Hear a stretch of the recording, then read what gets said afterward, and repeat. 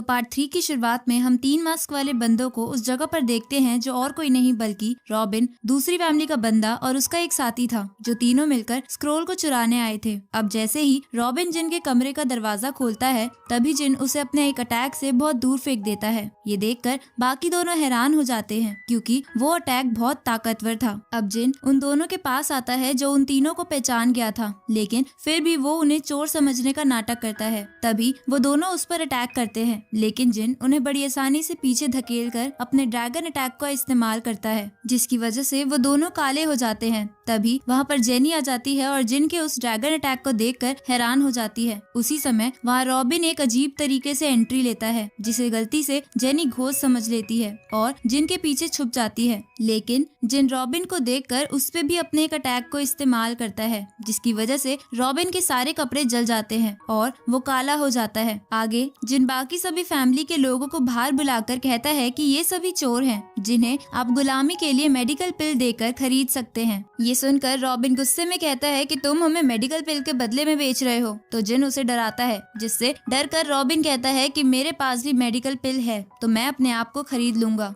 ये सुनकर बाकी दोनों भी ऐसा ही करते हैं और अपने लोगों से पिल मंगवा कर जिन को दे देते हैं। थोड़ी देर बाद जिन उस स्क्रोल को इवान को वापस कर देता है क्योंकि उसे यकीन हो गया था कि अब उसे कोई परेशान नहीं करेगा। इसके बाद जिन जेनी के पास जाकर कहता है कि हम अगली सुबह निकल जाएंगे, पर जेनी उसे मनाकर रात में ही उसके साथ वहाँ से निकल जाती है क्योंकि उसे लगता था कि इन सब बातों की वजह से कोई और दिक्कत ना हो जाए। अब रास्ते में जेनी जिन को बताती है कि स्पिरिचुअल लेवल 3 पार्ट्स में डिवाइडेड है जिन्हें क्लियर करके तुम अपनी स्ट्रेंथ बढ़ा सकते हो। दूसरी तरफ रॉबिन के लोग रॉबिन को बताते हैं कि जिन यहाँ से चला गया है। ये सुनकर रॉबिन जिन को मारने का प्लान बना के अपने कुछ सोल्जर्स को वहाँ भेजता है। इधर जिन जेनी को वो मेडिकल पिल्स दिखाता है जिसके अंदर अर्थ और हेवन का ऑरा था जिससे स्ट्रेंथ बढ़ाई जा सकती थी, तो जिन उन सारी पिल्स को एक साथ खा जाता है। ये देखकर जेनी उसे कहती है कि ये पिल एक एक करके खाई जाती है, ना कि एक साथ। तभी जिन का पेट फूलने लगता है तो जेनी उसे कहती है कि जल्दी से पिल्स की एनर्जी एब्जॉर्ब करो, नहीं तो तुम्हारा पेट फट जाएगा। ये सुनकर जिन भी एनर्जी एब्जॉर्ब करने लगता है। तभी हम पानी के अंदर रॉबिन के भेजे हुए सोल्जर्स को देखते हैं। इधर जेनी जिन को देखकर हैरान हो जाती है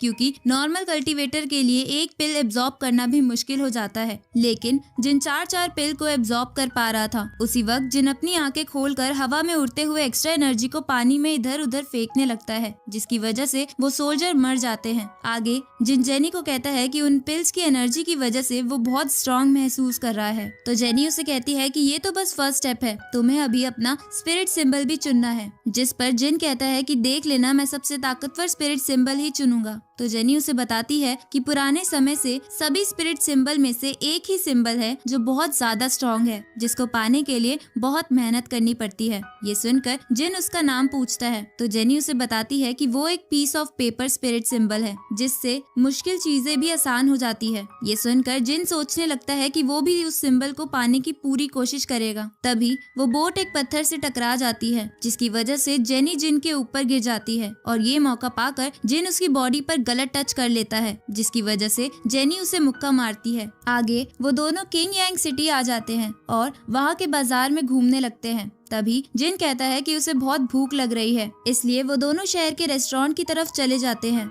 दूसरी तरफ हम फ्रैंक को एक रेस्टोरेंट में देखते हैं जहां फ्रैंक शेन और मिस से जिन के बारे में पूछ रहा था, जिस पर शेन कहता है कि जिन लाइटनिंग स्ट्राइक में मर गया है। ये सुन के फ्रैंक बोलता है कि अब तुम्हें कौन बचाएगा। उसी वक्त उसके साथ आया हुआ उसका सेकंड मास्टर उसे रोककर मिस के पास जाता है और उसे बोलता है कि अब तो तुम विधवा हो गई हो तो तुम मेरे भाई के साथ शादी कर सकती हो। ये सुनकर मिस उसे मारने के लिए अपना वेपन निकालती है, लेकिन शेन उसे रोक देते हैं क्योंकि वो सबको अकेले नहीं हरा सकते थे। तभी जिन भी उसी रेस्टोरेंट में आ जाता है जिसे घोस्ट समझकर फ्रैंक डरने लगता है। तभी शेन बोलता है कि मास्टर, आप तो जिंदा हो नहीं, तो आपको ढूंढने के लिए मैंने बहुत पापड़ बेले हैं। ये सुनकर जिन अपने मन में सोचता है ये बुढ़ा उस पर आज इतना मेहरबान क्यों हो रहा है। उसी वक्त शेन उस सिचुएशन में जिन को फंसा देते हैं तो जिन भी सब कुछ समझ जाता है और ये कहते हुए शेन को मुक्का मारता है कि वो नौकर होने के बावजूद भी पिछली बार अपने मालिक को जंगल में अकेला छोड़ आया था। अब मुक्का पड़ने पर शेन जिन से धीरे से बोलता है कि तुम्हारी ऐसे करने की हिम्मत कैसे हुई, जिसपे जिन बोलता है कि मालिक बनाने का नाटक भी तो तुमने ही किया था, तो तुम अब इस नाटक को निभाओ, नहीं तो सबको सच पता चल जाएगा। इसके बाद जिन शेन को और पीटने लगता है, पर मिस उसे रोक देती है। तो जिन मिस के क्लोज जाके उसे किस करने की कोशिश करने लगता है, क्योंकि उसे लगता था कि मिस भी उसकी वाइफ का नाटक करते हुए उसे किस दे देगी। लेकिन तभी सेकंड मास्टर गुस्से में कहता है कि क्या तुम्हें हम नहीं दिख रहे, जिस पर जिन बोलता है कि मैं तो बस अपनी वाइफ से मिल रहा था। तो सेकंड मास्टर जेनी की तरफ इशारा करके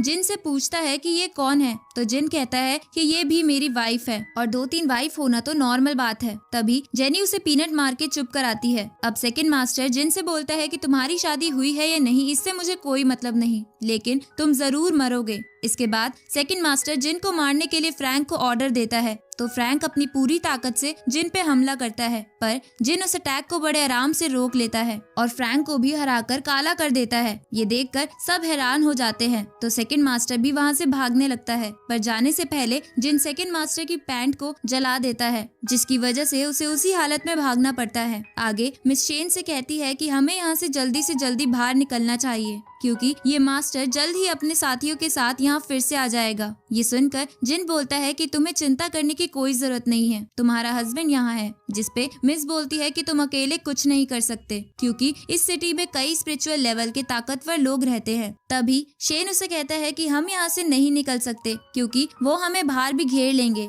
ये सुनकर जिन मिस से कहता है कि अगर तुम यहाँ से बाहर नहीं जा सकती तो चलो हम जल्दी से इस होटल में अपनी फर्स्ट नाइट बिता लेते हैं। तभी जेनी जिन को मारकर बोलती है कि बेशक तुम अभी उन्हें हरा नहीं सकते, पर तुम स्पिरिट बीस्ट की टेक्निक को सीखकर जरूर उन्हें सबक सिखा सकते हो। ये सुनकर जिन भी तैयार हो जाता है और जल्दी से एक कमरे में जाके अपनी ट्रेनिंग स्टार्ट कर देता है। थोड़ी देर बाद जेनी उसके पास जाती है, जहाँ उसे लगता है कि जिन ने इतनी जल्दी उस टेक्निक को सीख लिया, लेकिन जैसे ही जिन उस टेक्निक को इस्तेमाल करता है तो बस एक कीड़ा ही बाहर आता है। ये देखकर जिन फिर से टेक्निक इस्तेमाल करता है, पर अब की बार भी वो बस एक पिग के बच्चे को ही बुला पाता है। इसके बाद वो बार बार उस टेक्निक को इस्तेमाल करता है और अलग अलग जानवर को बुला लेता है। अब ऐसे करते करते रात हो जाती है, जहाँ इतनी प्रैक्टिस के बाद जिन उस बीस्ट को बुलाने में कामयाब हो जाता है। ये देखकर जेनी खुश हो जाती है, पर जिन उससे कहता है कि मैं इससे भी ताकतवर स्पिरिट को बुलाऊंगा। तभी वहाँ मिस आ जाती है, तो जेनी उसे बाहर ले जाकर उस रूम के दरवाजे पर ताला लगा देती है ताकि जिन डिस्टर्ब ना हो। अब जेनी और मिस बाहर खड़े होकर बातें करने लगते हैं, जहाँ मिस जेनी से पूछती है कि तुम जिन से कहाँ मिली थी। ये सुन के जेनी को अपनी और जिन की पहली मुलाकात याद आती है, जिसे सोचकर वो खुश होने लगती है और मिस से कहती है कि हम दोनों फॉरेस्ट में मिले थे, लेकिन तुम चिंता मत करो, मेरे और तुम्हारे पति के बीच में कोई अफेयर नहीं चल रहा है। जिस पर मिस जेलिसी में कहती है कि मुझे फर्क नहीं पड़ता, मैं उसे पति भी नहीं मानती। तो जेनी उसे बोलती है कि जिन में जरूर कुछ खास बात है, क्योंकि उसकी स्ट्रेंथ बहुत ही ज्यादा है और वो बहुत जल्दी सीख जाता है। तभी जिन उसे आवाज लगाता है कि वो उस स्पिरिट को बुलाना सीख गया है। ये सुनकर जेनी अंदर जाती है, पर वो मिस को अंदर नहीं आने देती, तो मिस भी गुस्से में वहाँ से चली जाती है। अब जेनी जिन से पूछती है कि तुमने ड्रैगन या ऐसी कौन सी स्पिरिट को बुलाना सीखा है जो उस बीस्ट से भी ताकतवर है। जिस पर जिन उसे पीछे खड़ा होने को बोलकर अपनी टेक्निक इस्तेमाल करता है, जिसके बाद वहाँ पर पानी की बहुत सारी बूंदें आती हैं। ये देखकर जेनी जिन से कहती है कि तुम इतनी देर से ये बकवास चीज बनाना सीख रहे थे। तो जिन उसी वाटर ड्रॉप से एक फूल बनाकर जेनी को दिखाता है, पर जेनी उसे फूंक से गायब करके कहती है कि ये कैसी पावर है जो एक फूंक से खत्म हो जाए। तभी वहाँ पर उन्हें सेकंड मास्टर की आवाज आती है और वो नीचे चले जाते हैं। इधर सेकंड मास्टर ने शेन को बंदी बना लिया था, साथ ही वो अपने साथ एक ताकतवर सिपाही को भी लाया था। अब शेन को बंदी बना देख मिस सेकंड मास्टर से उसे छोड़ने को कहती है, तो सेकंड मास्टर बोलता है कि मैं इसे छोड़ दूंगा अगर तुम मेरी बात मानोगी। तो तभी वहाँ पर जिन आ जाता है और सेकंड मास्टर से कहता है कि तुम शेन को मार सकते हो, जिसपे मिस बोलती है कि तुम ये क्या कह रहे हो। तो जिन कहता है कि ये बुढ़ा मुझे हर बार फंसा देता है, तो मैं इसे क्यों बचाऊं। साथ ही वो सेकंड मास्टर से बोलता है कि इसके मरने के बाद हम दोनों बैठकर बिजनेस की बात करेंगे। ये सुनकर शेन कहता है कि मैं तुम्हें मरने के बाद भूत बन के डराऊंगा होगा। पर सेकंड मास्टर उसे चुप करा के जिन को बोलता है कि अगर तुम्हें मुझसे बात करनी है तो तुम्हें मेरे सामने झुकना होगा। जिस पर जिन कहता है कि लगता है तुम पिछला सबक भूल गए हो, तो चलो मैं तुम्हें वो याद दिलाता हूँ। ये सुनकर सेकंड मास्टर हंसने लगता है और अपनी स्पिरिट दिखाकर कहता है कि लास्ट टाइम मैं इंजर्ड होने की वजह से हारा था, पर इस बार मैं मेडिकल पिल्स लेकर आया हूँ, तो तुम मुझे नहीं हरा पाओगे। ये देखकर जिन भी अपनी स्पिरिट को वहाँ बुलाता है, जिसे देखकर सेकंड मास्टर हंसने लगता है क्योंकि वो बस एक पानी की बूंद थी। साथ ही मिस भी उसे बोलती है कि तुमने ये क्या सीखा है। तभी सेकंड मास्टर जिन की तरफ अटैक करने के लिए आगे बढ़ता है, तो जिन भी अपनी एक पानी की बूंद को मल्टीप्लाई करके बहुत सारी बना लेता है और सेकंड मास्टर पर अटैक करता है, जिसमें सेकंड मास्टर हार जाता है क्योंकि जिन की पानी की बूंदों में बहुत एनर्जी थी। अब ये देखकर सेकंड मास्टर के साथ आया सिपाही अपनी ड्रैगन स्पिरिट को बाहर निकालकर जिन की तरफ बढ़ता है, लेकिन जिन अपनी पानी की बूंदों से उसे भी हरा देता है और सेकंड मास्टर का गला पकड़कर कहता है कि लगता है आज शेन की किस्मत अच्छी है। ये सुनकर सेकंड मास्टर के साथ आया सिपाही बोलता है कि तुम सेकंड मास्टर को छोड़ दो, नहीं तो तुम सेक्ट के लोगों से नहीं बच पाओगे। जिस पे जिन कहता है कि मैंने सुना है कि तुम्हारे सेक्ट का एक दुश्मन है, तो क्या मैं तुम्हारे मास्टर को उसे बेच दूं? ये सुनकर सेकंड मास्टर खुद को छोड़ने की रिक्वेस्ट करने लगता है। तभी वहाँ एक आदमी आ जाता है जो बहुत गुस्से में लग रहा था और इसी के साथ पार्ट 3 यहीं खत्म होता है।